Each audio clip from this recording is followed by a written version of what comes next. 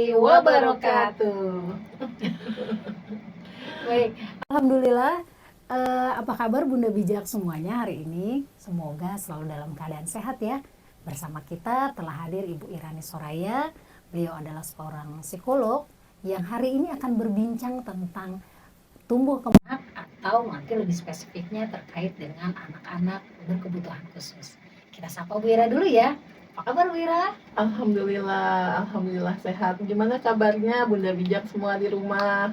Hari ini sudah mulai masuk libur anak sekolah ya. Berarti betul. Bunda bisa istirahat sejenak nih, nggak jemput sama nggak bikin PR anak-anak. Iya, betul sekali. Oke, hari ini kita ngobrolin tentang apa nih? Tentang tadi Bu Ira, tumbuh kembang anak. Iya. Ya, dan kemudian nanti mungkin kita akan singgung sedikit terkait anak-anak berkebutuhan khusus. Iya. Bangga Bu Ira?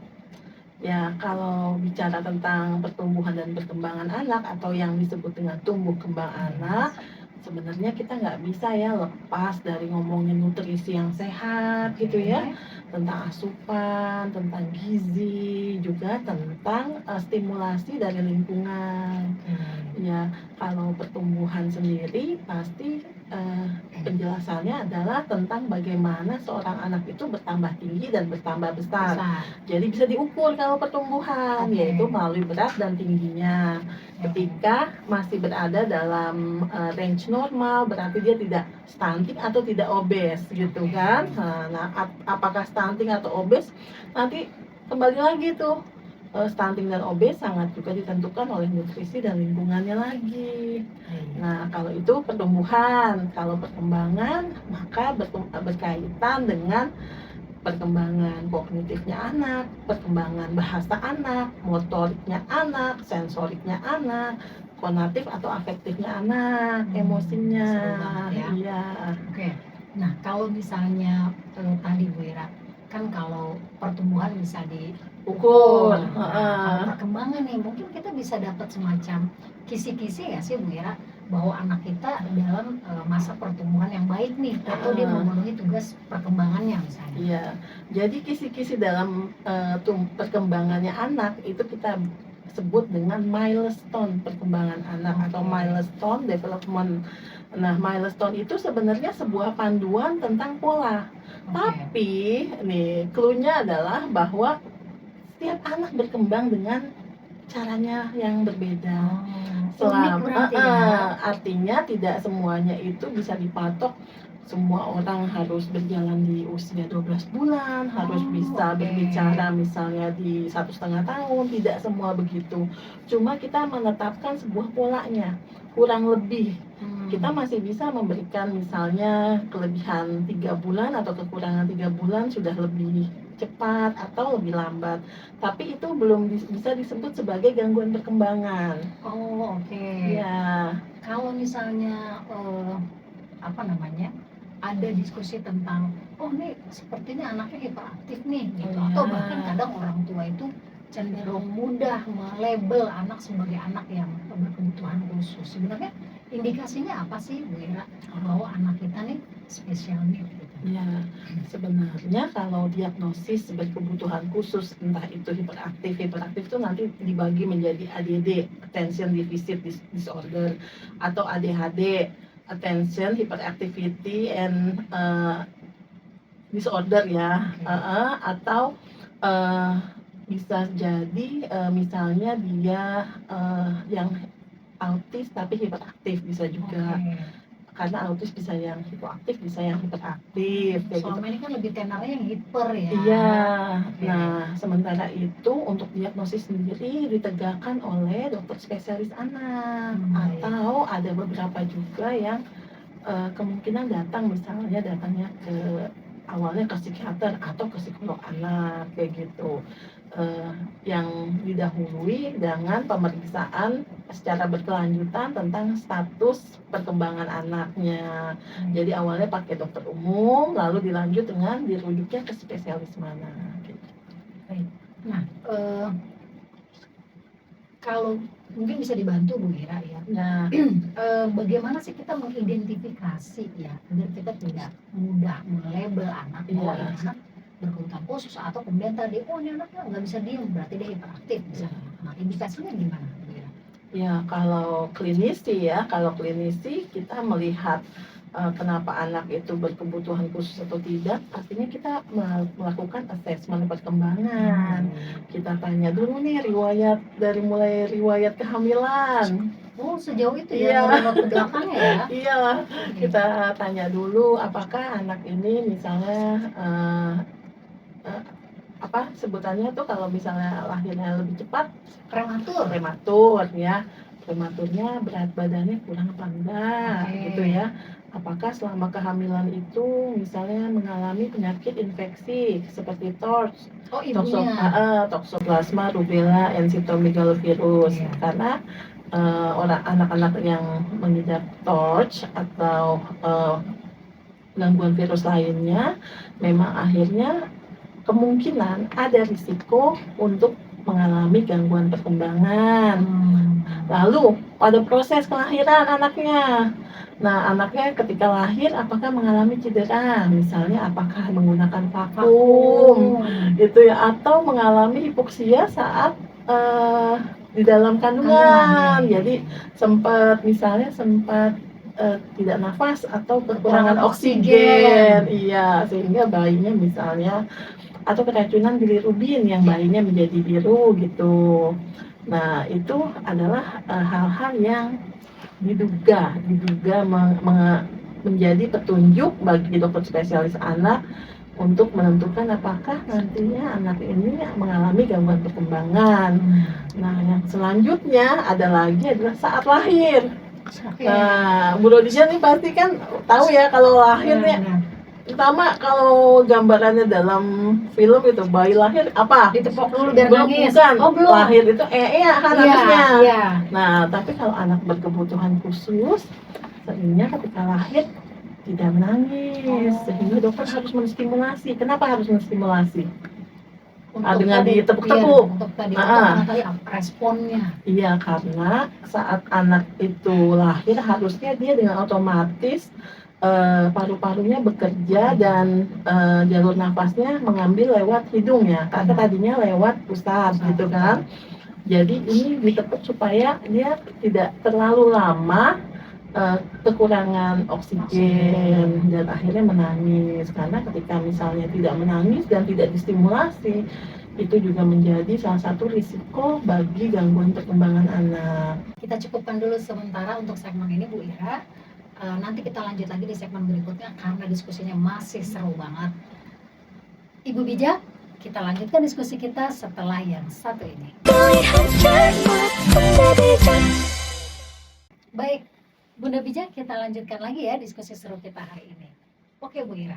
Selanjutnya adalah tadi kan kita sudah ceritakan ya tentang di fase lahir harus nangis. Iya. Ketika kemudian sudah lahir, anggaplah saat itu misalnya anaknya nangis, kan kita masih oke, aman nih. Aman. Iya. Oh iya, berat badannya diukur dulu, ditimbang gitu ya, sesuai apa enggak gitu, prematur apa enggak, butuh di NICU apa enggak, kayak gitu ya. Seandainya aman nih. Iya. Tapi kemudian kan sempat juga ada diskusi dari para bunda bahwa ternyata bunda ini baru tahu anaknya berkebutuhan khusus gitu ya, atau kemudian mengalami kendala perkembangan setelah melewati fase mungkin 2 tahun atau 3 tahun. Bahkan ada yang mungkin ketika baru mau masuk sekolah itu baru ketahuan gitu. Nah, itu gimana, Bu Ira? Nah, memang sangat sulit untuk bisa menentukan diagnosa pada anak ya, karena anak kan nggak bisa ya bilang misalnya aku nggak nyaman kayak gitu, apalagi anak belum bisa menyusun kata-katanya secara tepat gitu ya. Mereka paling menunjukkannya seperti apa coba Bu Rodia kalau anak-anak nggak nyaman? Nggak nyaman, Nangis sudah pasti, gangguan rewel saat malam hari gitu ya, atau dia tidak mau dipegang sama sekali, tidak suka disentuh, atau misalnya anak ini kalau dipanggil matanya kemana-mana dan nggak menunjukkan perhatian ya, gitu, nggak fokus, atau anak ini sepertinya kok makanan-makanan tertentu dia benci sekali gitu ya, benci warna hijau, warna kuning, kayak gitu. Iya. Iya, ada beberapa dari payungnya atau payung dari autism syndrome itu yang dia tidak suka warna tertentu untuk makanan atau apapun, baju juga begitu. Kadang-kadang mereka hanya pakai satu warna saja, Sukanya seperti itu Iya, aja. terus Oke. ibunya merasa itu, ini anak saya unik sekali, seperti itu. Tapi Oke. kan banyak ya, maksudnya indikator tentang gangguan perkembangan itu kan Bunda sebenarnya bisa lihat dari misalnya faktor anak ini apakah memberi perhatian terhadap lingkungan Oke. atau mainnya main sendiri bahkan nggak bisa diganggu gitu kan, apakah dia temperamen atau emosional, suka ngamuk, suka pukul-pukul kepalanya ke Tantrum. tantrumnya parah gitu lah misalnya, Atau seperti kemudian sering itu. mungkin. Iya, sering. Atau misalnya dia memiliki pola tidur yang berbeda sekali dengan anak-anak pada umumnya. Misalnya dia malam hari terbangun terus gitu, seperti paginya sampai siangnya mulai Tidur. kebalik gitu, Kebalik. tidur ya, iya. Oke. Nah, terus bagaimana ketika kita merasa nih ada indikasi nih anak kita berkebutuhan khusus? Tindakan apa yang harus kita lakukan? Langkah awal apa yang harus kita lakukan, Bu Ira? Sebenarnya ada tanda-tanda yang Bunda tuh harusnya sudah mulai curiga ketika misalnya anak misalnya ya seperti tadi saya katakan ya, tolak ukur dalam perkembangan anak itu kita sebut dengan milestone development. Di situ adalah standar perkembangan umum anak seluruh dunia, seluruh zaman kayak gitu lah. Misalnya di milestone tuh disebut seperti ini. Pada usia 6 bulan dia harusnya sudah bisa mengucapkan 10 kosakata. Oke. Ya, kosakatanya ya belum jelas ya, belum jelas, cuma kurang lebih beda tuh. Misalnya ama, bubuk, susu, tidur, gitulah segala macam gitu ya. Masih 2 pengulangan biasanya yang katanya sama gitu. Kayak nenen gitu kan, kayak ininya sama gitu, ritmenya mama gitu, atau papa, pipi, segala macam kayak gitu. Itu standar untuk perkembangan bahasa. Sedangkan kalau untuk perkembangan motorik ini lebih banyak lagi ya, karena motorik itu kita akan bagi nih jadi motorik halus dan motorik kasar. Motorik kasar yaitu seperti anak sudah mulai merangkak, usia berapa, kapan dia mulai titih buat berjalan gitu ya, persiapan berjalan, ngerembet gitu. Dan disinilah perannya orang tua untuk memberikan stimulasi yang tepat supaya anak mencapai perkembangan yang maksimal. Semua. Nah, tadi Bu Ira, kalau misalnya itu tidak tercapai, ya kita tahu nih, harusnya dia udah bisa jalan nih, atau belum gitu. Langkah awal yang harus dilakukan orang tua setelah misalnya sepertinya semua stimulus sudah diupayakan. Jadi lingkungannya sudah bagus. Sudah bagus. Anaknya nggak kekurangan gizi. Aman semuanya. Aman. Tapi dia tidak memenuhi tugas perkembangannya. Iya. Orang tua perginya kemana dulu? Ke dokter dulu atau ke psikolog dulu? Nah, biasanya kasih waktu dulu dari standar masa perkembangan ya. Misalnya harusnya di usia umumnya orang mulai belajar untuk jalan 9 bulan ya. Tapi ada juga yang misalnya lebih awal, 7 bulan sudah mulai memperlihatkan tanda-tanda perkembangan mau berjalan, atau kita kasih spare lagi, misalnya 12 bulan dia baru bisa. Jadi kita kasih agak ke ini ya, karena betul, karena patokannya itu tidak bisa semua anak sama, cuma polanya kurang lebih di usia segitu. Iya, tadi mau kemana dulu? Iya, kemana dulu? Ke dokter atau ke psikolog dulu? Biasanya kalau kita tunda dulu jawabannya ya. Kita lanjut lagi Bunda setelah segmen berikutnya ya. Informasi yang makin kesini makin seru. Tunggu ya setelah pesan-pesan berikut ini.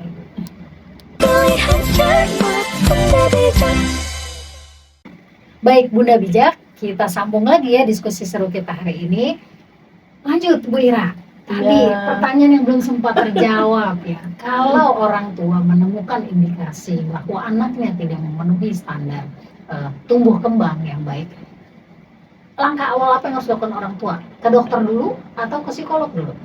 Iya, keduanya baik sih. Kalau saya karena dulu pernah di rehab medik, maka kebanyakan orang akan datang langsung ke klinik tumbuh kembang anak yang nomor 1 di Indonesia, yaitu di RSUPN Cipto ya. Jadi pemeriksaannya semuanya tuh, dari psikologisnya juga, perkembangannya juga, iya. Atau kalau memang terlalu sulit membuat janji temu ke sana, maka bisa Bunda gunakan rumah sakit terdekat yang mempunyai fasilitas dokter spesialis anak dan juga psikolog anak. Baik. Nah, sehubungan dengan tadi ya Bu Ira, ketika akhirnya orang tua konsultasi ke psikolog, sebenarnya seberapa besar sih peran psikolog dalam membantu anak-anak berkebutuhan khusus ini? Karena terus terang mungkin banyak orang tua yang masih minim ya informasi terkait bahwa psikolog tuh bisa loh ngurusin yang kayak gini gitu. Enggak Bu Ira? Memang ranah untuk penanganan anak berkebutuhan khusus itu ditangani dari mulai tim-tim terapis anak gitu ya, dari okupasi terapi, dari terapi wicara. Jadi ini adalah sebuah tim besar sebenarnya. Jadi untuk seorang anak itu akhirnya bisa ditangani dengan tepat ya, pertama sih yang paling penting adalah gimana Bunda mau terbuka untuk membicarakan hal ini. Ya, kita seringkali sedih ya, misalnya ketemu anak berkebutuhan khusus atau anak istimewa, kita sebutnya anak istimewa yang usianya misalnya sudah cukup dewasa, 18 tahun, autis, belum pernah terapi, hanya di rumah saja, dan sedihnya tidak bisa mandiri. Seperti itu, misalnya dia tidak bahkan masih pakai pampers pada usia segitu. Karena memang penanganannya atau ada hambatan apapun lah dari Bunda atau dari ayahanda ya. Seperti itu. Saya pikir yang paling penting untuk kita tekankan adalah bahwa Bunda nggak sendirian loh. Ada banyak sekali komunitas yang sangat concern tentang ya anak hiperaktif, anak autis gitu ya, anak dengan kebutuhan lainnya, kebutuhan istimewa lainnya, yang sebenarnya Bunda bisa komunikasi dan akhirnya bisa tercerahkan tuh gitu. Bahkan saya punya teman yang anaknya sudah 18 tahun belum pernah terapi, akhirnya berani datang terapi, melakukan terapi wicara untuk pertama kalinya gitu. Iya, tetap tidak ada kata terlambat sebenarnya. Iya, kalau secara garis pertumbuhan ini terlambat datangnya gitu ya, tapi proses belajar kan sebenarnya terus berjalan. Dan yang kalau saya pikir yang paling penting adalah proses terapi itu sebenarnya untuk memberikan harapan kepada para bunda semua. Boleh nggak sih Bu Ira saya saya highlight gitu ya, bahwa sebenarnya ketika kita mendapatkan rezeki anak berkebutuhan khusus gitu ya, memang butuh kelapangan hati ya dari orang tua untuk memikirkan masa depan anak justru ketika orang tuanya tidak ada, begitu ya Bu Ira ya. Karena kan tadi bisa jadi usia anak lebih panjang daripada usia orang tuanya. Artinya fungsi kita ke psikolog ya, kita ke sekolah yang mendukung begitu ya, mungkin itu justru untuk kebaikan si anak, untuk melatih tadi ya kemandirian yang paling penting. Lalu yang kedua adalah tugas-tugas perkembangan manusia lah, bertanggung jawab misalnya, bersosialisasi gitu ya. Luar biasa.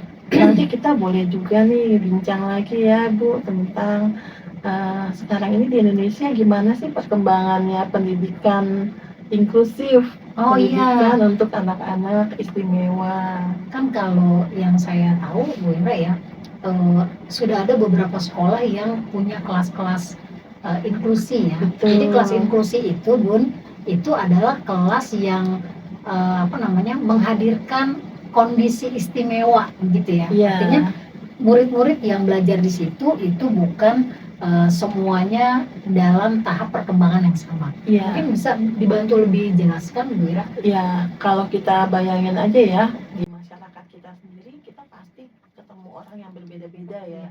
Atau ketika misalnya kita Bu Rodija pernah nggak pergi ke Taman Safari jalan-jalan? Iya. Nah, ketika ke Taman Safari itu harapannya cuma lihat gajah doang apa lihat macam-macam? Macam-macam dong. Iya. Nggak seru kan Nggak kalau seru cuma kalau cuma lihat gajah doang. Berarti jadi museum gajah. Museum gajah. Oke.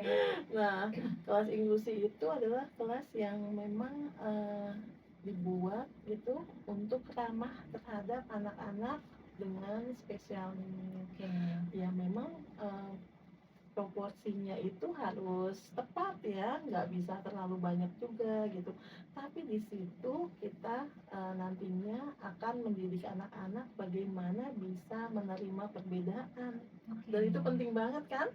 Justru buat Iya. anak-anak berkebutuhan khusus itu ini ya, Bu Ira, maksudnya kondisi seperti itu justru dibutuhkan oleh mereka. Nah, justru dalam beberapa penelitian ketika anak-anak ini mendapatkan pendidikan yang dalam inklusi gitu ya, artinya bercampur dengan anak umumnya, mereka berkembang dengan lebih baik. Karena bagaimanapun mereka jadi belajar ya, dibanding kalau ketika mereka mendapatkan private education saja. Artinya kalau di kondisi untuk memilih, ini anak sebaiknya di sekolahkan khusus atau yang inklusi, kita pilih yang inklusi. Lihat keadaannya. Oh, lihat keadaannya. Iya, karena kita bisa bilang ranah tentang anak berkebutuhan khusus kan dari mulai misalnya kecacatan fisik, ada yang kecacatan fisik, betul. dan banyak sekali sekolah inklusi yang belum ramah terhadap kecacatan fisik karena terlalu banyak tangga, tidak ada rem, tidak ramah dengan kursi roda, ya. Belum ada fasilitas seperti itu. Baik. Masih banyak nih ya kayaknya yang harus diulas. Oke, lanjut. Baik.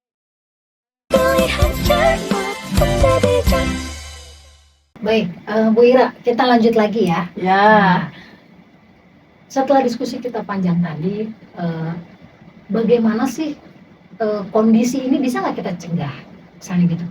Apakah ada kayak semacam misalnya nutrisi apa yang sebaiknya kita jaga banget di pola makan anak kita misalnya, atau kayak tadi stimulus seperti apa sih yang harus selalu kita hadirkan ketika masa tumbuh kembangnya anak? Gimana Bu ya?